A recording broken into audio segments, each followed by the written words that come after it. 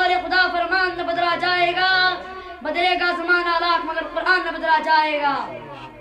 लेकिन अफसोस ना अफसोस, आज की इस तरक्की याफ्ता दौर में हिफ्ज़ कुरान को फसूल और बेकार समझा जा रहा है।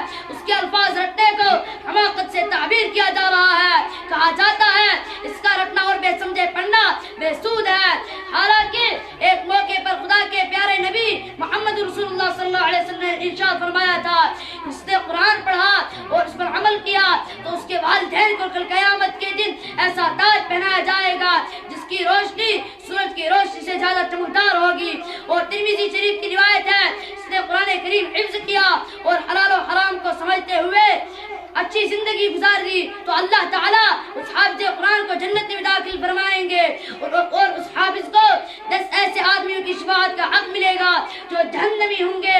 और फरमाया कि क़यामत के दिन हाफिज़ कुरान से कहा जाएगा, कुरान पढ़ता जा और जन्नत के दर्जों पर चढ़ता जा और ठहर ठहर कर पढ़, जैसा कि दुनिया में ठहर ठहर कर पढ़ा करता था।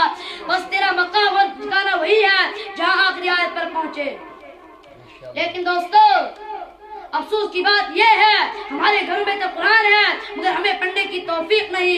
आज हमें और हमारी औलाद को कुरान करीम से इतना भी ताल्लुक नहीं जितना अंग्रेजी और उर्दू अखबार से ताल्लुक होता है। हमारे अकाबिरीन ने कुरान करीम को सीने से लगाया और इसके हर हुक्म को पूरा किया। वो अल्लाह के हो गए, अल्लाह उनका हो गया। आज कुरान करीम रंग बरंग गुलाबों में तो है लेकिन हमारे हाथों में नहीं, क्योंकि हम पाक नहीं है और नापाक हाथ लगा नहीं सकते।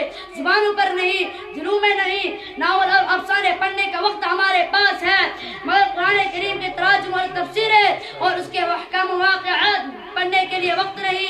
जबकि अल्लाह इरशाद फरमाता है, वलक़द यस्सरनल कुरान लिज़्ज़िक्रि फहल मिन मुद्दकिर, हमने कुरान करीम को बहुत आसान कर दिया।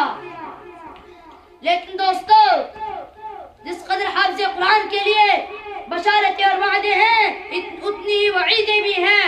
एक हदीस में है, उसने कुरान करीम मुकम्मल याद किया या उसका कुछ हिस्सा याद करके भुला दिया तो अल्लाह ताला क़यामत के दिन कोड़ी बनाकर उठाएगा।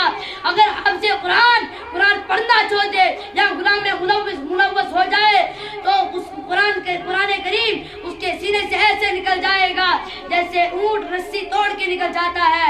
इसलिए हाफिज़ कुरान को कुरान पढ़ते रहना चाहिए।